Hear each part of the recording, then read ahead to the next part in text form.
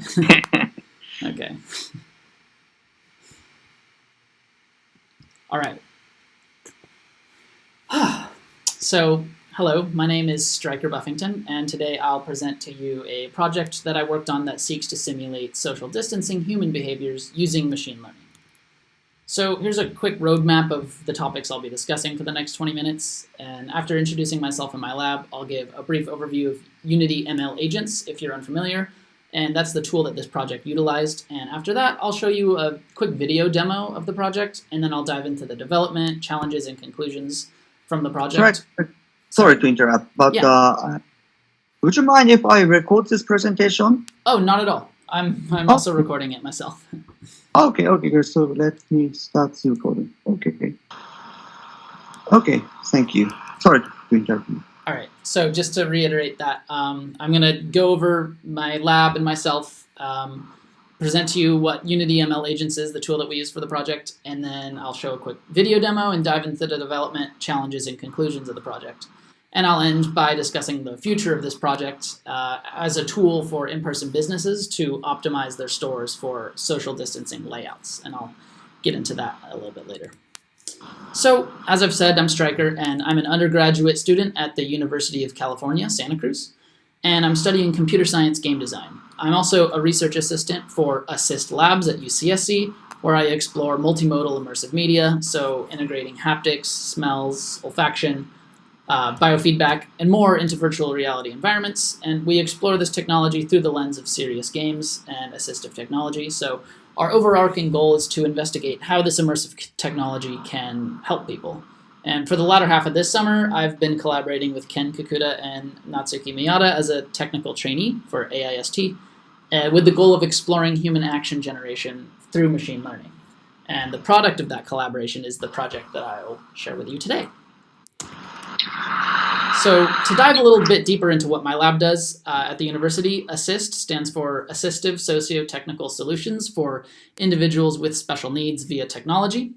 And our lab is led by Sri Karnawan, who actually introduced me to Ken and got the ball rolling on this project. And I also received a lot of guidance on this project from another member of our lab, Aviv Elor, who is a PhD candidate at UCSC. And I think I speak on the behalf of my lab when I say that we hope this social distancing project is the first of many collaborations between AIST and AIST Labs, and it seems like you guys also agree with that. So, start of something beautiful, I hope. And to give a few more examples of how exactly AIST Labs seeks to help individuals with special needs via technology, I'll outline a couple of our notable projects really quickly.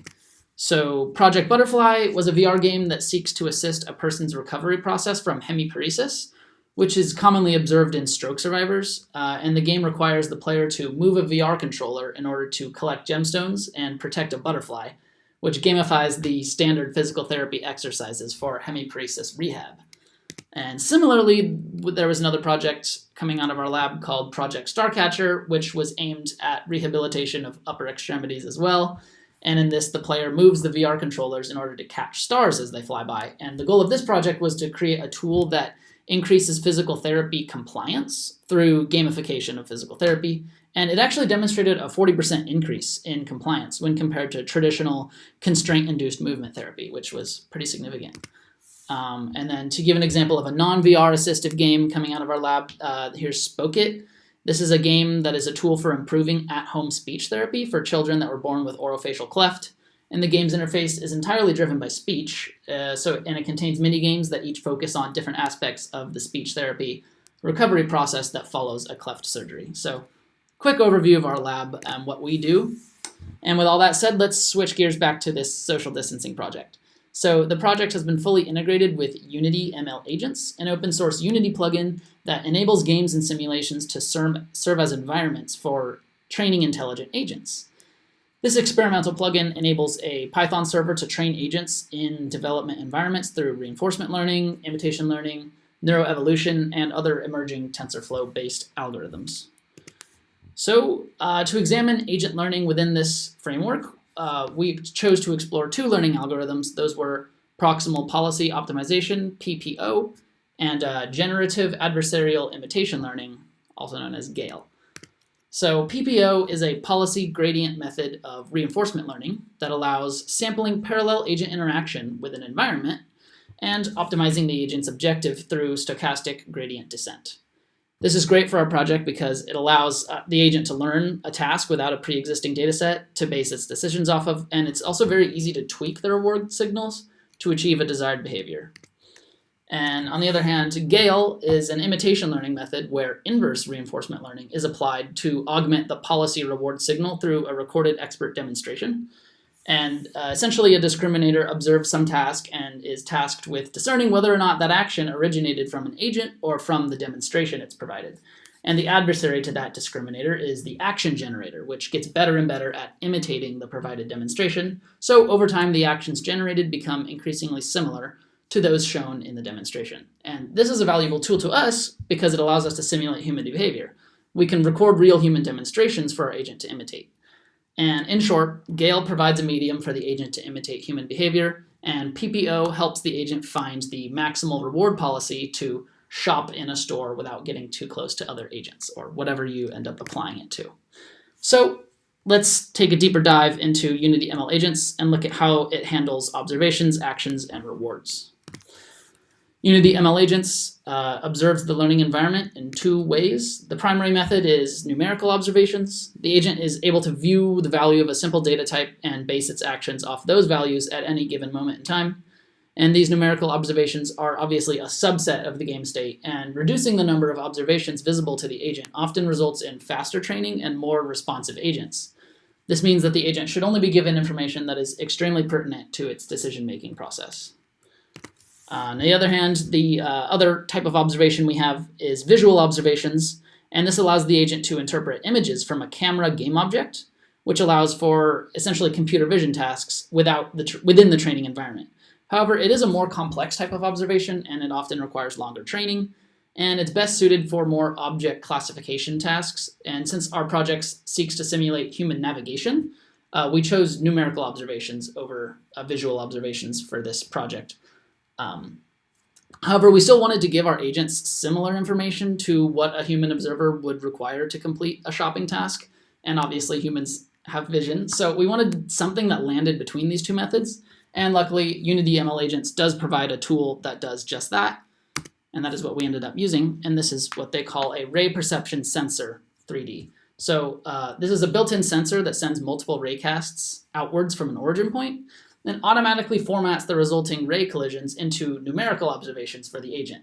So it essentially simulates visual observations, but it's in a more readable, easily parsable format in terms of it's now a numerical observation. And this includes the information gained from that raycast is the tag of the visible object, how far away that object is, and more. And this allows our agent to perceive the immediate surroundings without having to use visual observations, which results in more efficient training. So Unity ML agents have two kinds of actions available to them. They have discrete and continuous. Discrete actions have a finite action space, and their use results in much shorter training times, so they should be used over continuous actions when possible without limiting the capabilities of the agent. Sorry. The agent's discrete action is represented by an integer output that falls within a range that you can define for it, and it's the developer's responsibility to read this output integer and update the game state accordingly. And discrete actions are suitable for non-precise environments, so grid navigation or anything of that nature. Continuous actions, on the other hand, output a float between -1 and 1, and using continuous actions will generally increase the training time of the agent, but it also allows for more subtle and precise adjustments that's often required for complex 3D tasks. So finally, we'll look at reward signal. Unity ML Agents has very simple reward signals, and the reward signals that are given to the agent are just a scalar value, and they need to be set up in such a way that maximizing the reward signal would result in a desired optimal behavior. And the most obvious and widely used reward signal is a positive reward, and this is what I found to be the fastest way to train the agent. And it's also possible to entirely train an agent with purely positive feedback. I don't know why you would, but you could. And a positive reward is given whenever the agent enters a desirable game state, usually, and the agent would remember those decisions that led it to that state and be more inclined to act similarly in the future. And that is contrasted by negative reward signals, which punish the agent for reaching an undesirable game state. They can be equally effective towards creating a desired behavior, but it can also be detrimental if used in excess. So when I was designing the reward signals for my agent, I observed that relying too much on negative feedback resulted in what I've coined a timid agent, which would essentially do nothing but sit there and spin in circles, too afraid to make a mistake. So the obvious takeaway there is it's optimal to use both positive and negative reward signals when appropriate. So now that hopefully you have a little bit of an understanding of the tool we used to achieve machine learning in this project, I'll discuss the motivation for our social distancing simulator. As I'm sure most of you are aware, social distancing is an effective tool to reduce the spread of COVID-19. According to a 2018 influenza study, social distancing measures alone in workplaces resulted in a median reduction of 23% in the influenza attack rate of the general population. And the same study also found that effectiveness of social distancing measures declined with lower compliance. So it's obviously important to have high compliance of social distancing, and the layout of a business can actually assist that. So businesses that offer in-person shopping have encouraged social distancing by reducing maximum capacity, modifying entrances and exits to have one-way traffic, and other measures. However, these businesses have little to no method of assessing the effectiveness of these individual changes beyond qualitative observation. So how can we give businesses a tool for quantitative analysis? Well, what if there was a machine learning agent that simulates a social distancing shopper that could be tested against various shopping layouts to assess their conduciveness to social distancing? That is exactly what we sought to create. So I've now got a video demo. Let me just check in. You guys are still viewing my screen? Yep. Okay. So I'll share this quick 3-minute video with you. Is the audio coming through? Can you guys hear the video? Yeah. Awesome. With audio. Good, perfect.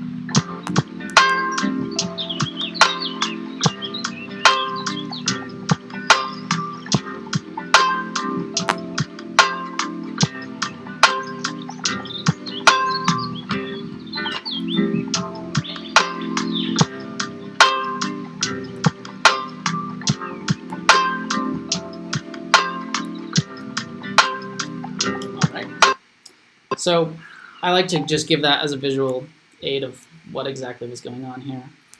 Let's see if I can re-enter full screen.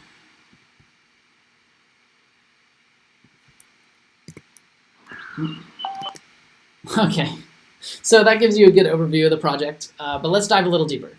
So we chose to use Unity ML agents due to its native support for machine learning in a simulated environment, and the motivation for choosing to incorporate VR into the project came out of my literature review process, during which I found multiple studies that suggested that VR shopping behaviors were actually very similar to real-world shopping behaviors. So we elected to record demonstrations through VR gameplay, as this would theoretically be more similar to how a human would actually shop, as opposed to a less interactive, less immersive simulation. And AIST Labs has access to Oculus Quests, so we built the project for Oculus Quest. Now let's talk a little bit more in depth about the agent itself. So before we could incorporate GAIL, we needed to get the pure reinforcement learning agent to be able to complete the task to some degree. So in terms of agent actions, the original idea was to give the agent complete control over its head rotation and hand position to give it the most realism and similarity to a real shopper. But because the simulation is in 3D, each of these actions would require a continuous action, meaning the agent would have 6 continuous actions before even factoring in locomotion. That would be all 3 rotation directions of the head, as well as continuous 3 directions for the hand movement. And having this many actions available resulted in a non-functional, randomly acting agent. So I began the process of simplifying the agent until it was able to navigate a 3D environment. So achieving this required some trade-offs. Firstly, we concluded that the hand position was largely irrelevant to the study goals, since our primary focus was actually on the traffic within the store aisles. So we devoted all the processing power of the agent towards that navigation, which we reduced to only account for yaw rotation, so it allowed the agent to spin, and a discrete walk action at a constant speed, so either forwards or not walking. And this simplified the agent enough for it to learn to navigate the environment without totally compromising its human-like movement. We also have one discrete action that allows the agent to interact with the environment when appropriate, so picking up an item or what have you. Similarly, we had to make some trade-offs with the agent's observations. We wanted the agent to have limited visibility into the environment that causes it to explore the store rather than just going straight for an item that it hasn't necessarily seen. And to do this, the agent observed a built-in ray perception sensor, which is what I was describing earlier, as well as it observed its own velocity, which allowed it to know its current travel direction. This turned out to be enough for the agent to seek the items it required while also avoiding other agents. However, the ray perception sensor does have a large limitation that provided an interesting design challenge. When setting up the ray perception sensor, you have to assign to it an array of detectable tags, and the raycasts that are sent out from this sensor are only able to distinguish between objects whose tag is contained within that array that you assign it. So each detectable tag is 1-hot encoded in the ray sensor output, so the more tags that the agent can distinguish between, the more observation data it has to process, which would inevitably inhibits training the more data you feed it. So to illustrate this point, take for example a raycast with 3 detectable tags. Say it's detecting walls, shelves, and agents. When this is 1-hot encoded, an array is created whose indices each correspond to a unique tag. The array is populated with a 1 if an object with that corresponding tag was hit, and it is populated with a 0 if that tag was not hit. So there's an example, 1-hot encoding of a raycast. And since the ray perception sensor sends multiple raycasts, we need hit detection for each raycast, and in this case I used 7 to give a wide point of view for the agent. And if we wanted to, say, add the ability to now detect the checkout counter as well, we would need to increase the length of each raycast output by 1, which would in effect add 7 new observations to the agent. So it quickly becomes unmanageable for the agent to navigate a store where each item of interest contains a unique tag.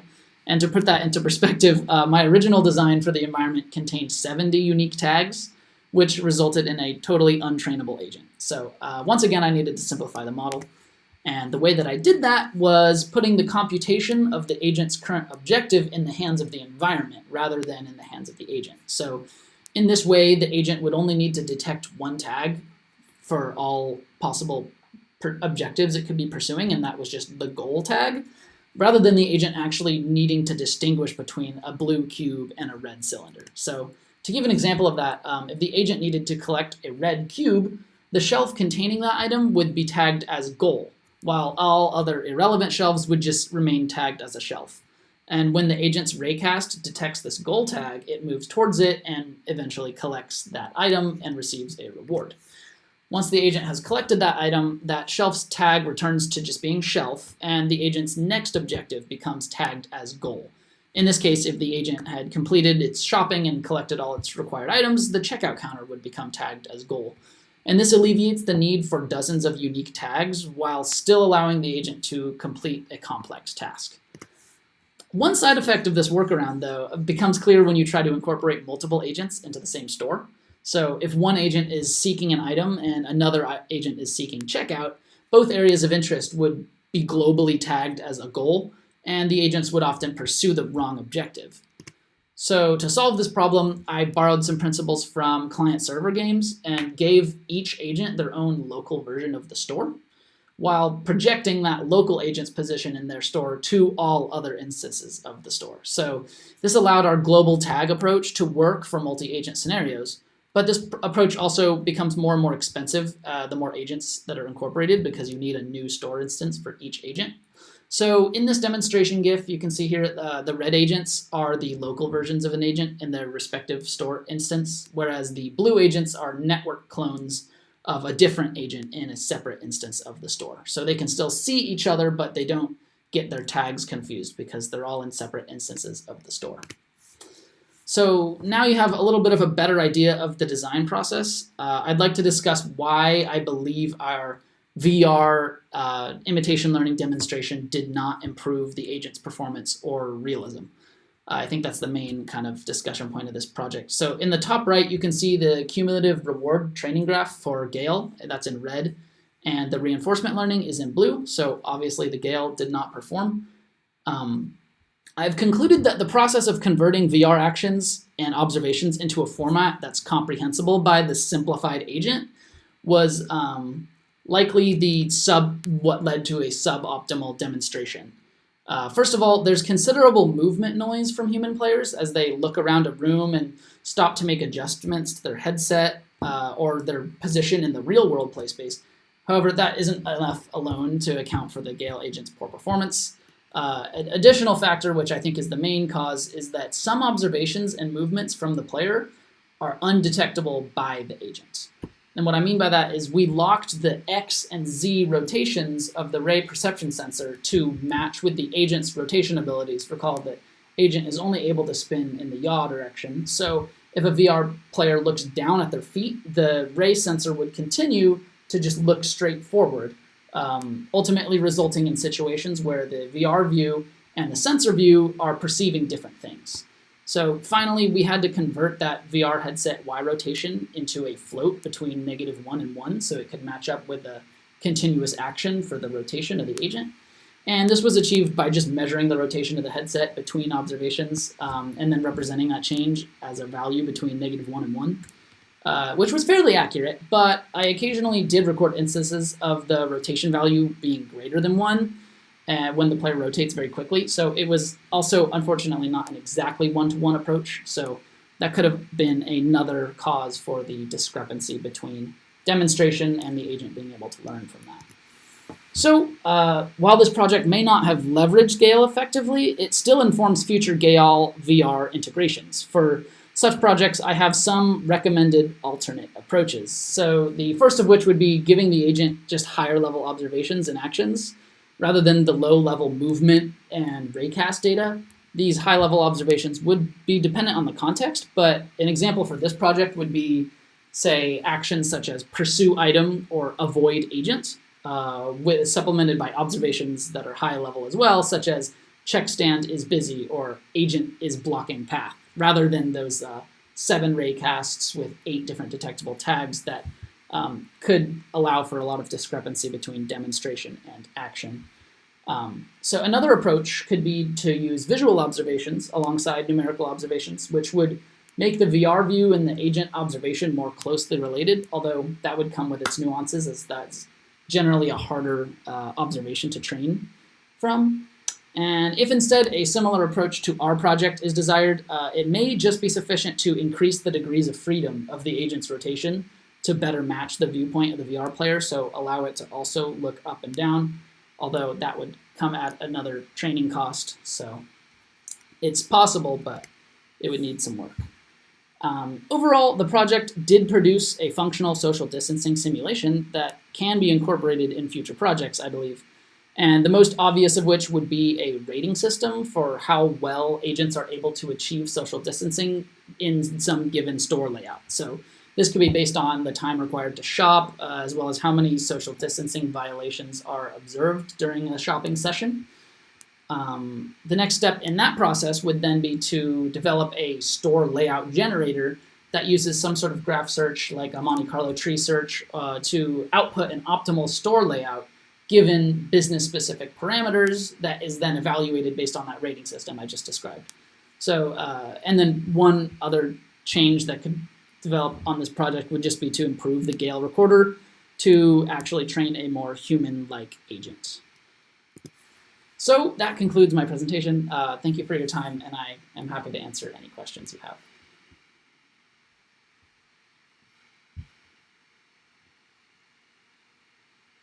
Okay, Stryker, thank you very much for your very nice presentation. Any questions from the audience?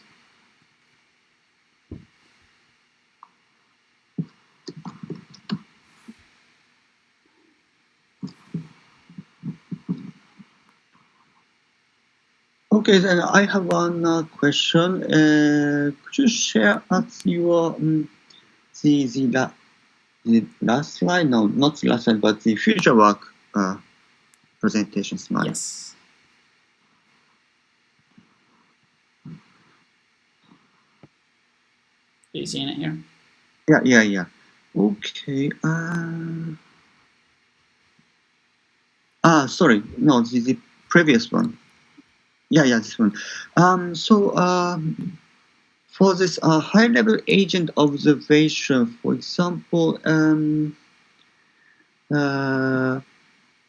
you can incorporate some kind of sensor-based human action recognition module, right? Using the raw data from Oculus first is fed it into a sensor-based human action recognition module, and then it can kind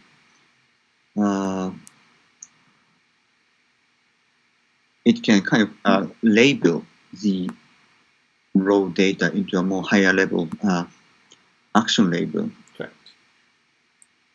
And one thing that is quite interesting is then it's a very difficult research question because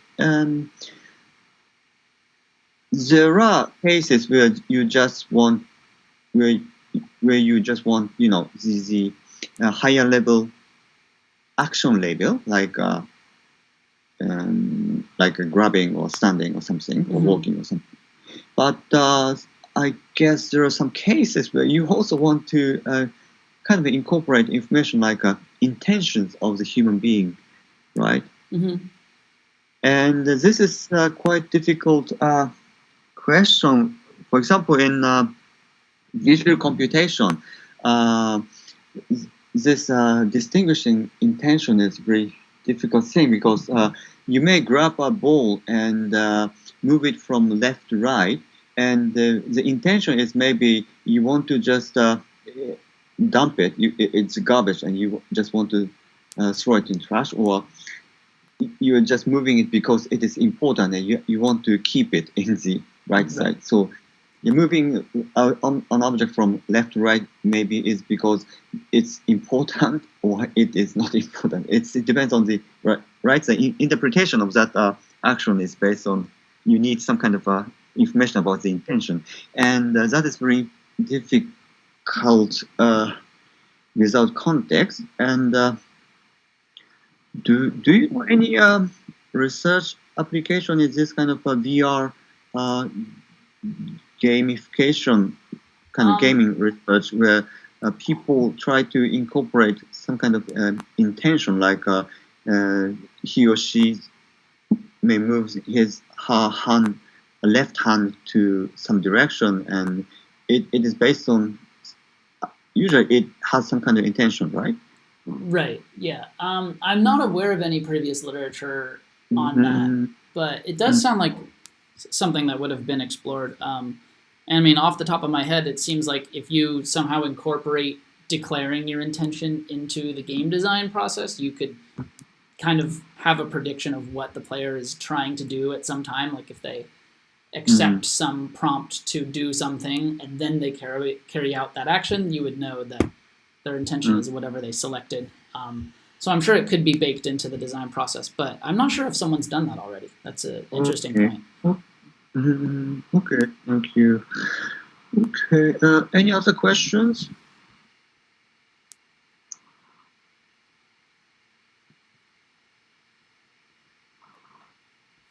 Hi, hello. May I ask one thing? Yeah. Stryker, could you keep on showing the slides? Maybe we can talk on that. Yes. Sorry. Okay. Visual will help me a lot. Yes, okay. So, one before, previous one, please. Okay. That should be. Oh, there we go. Yes. So, could you tell me again what was the main reason that GAIL failed? So, if from this slide, maybe so the data taken from the actual player was too much or something, or very noisy.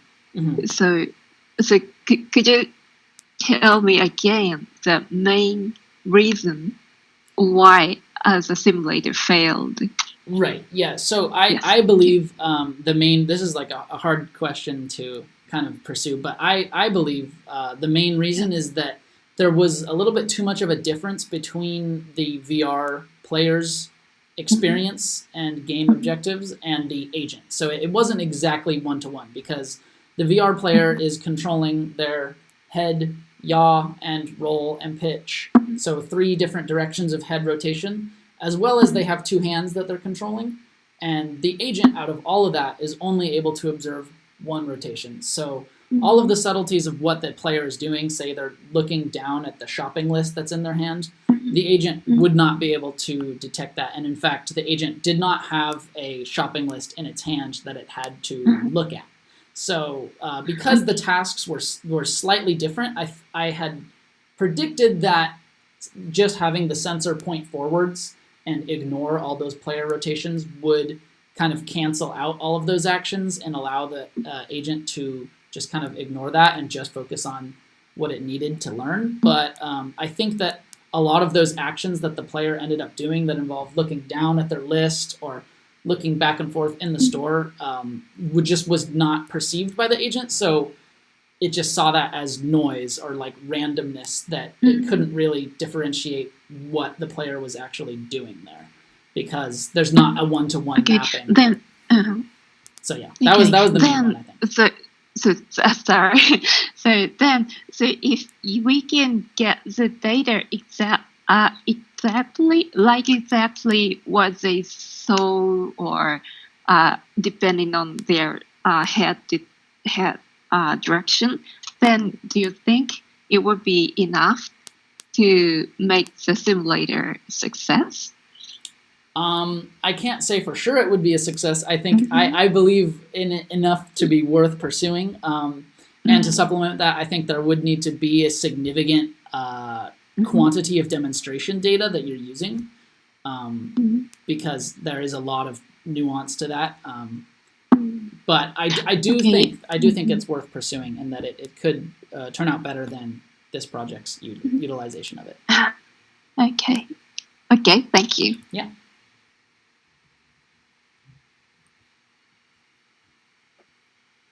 I'll just keep the slide up.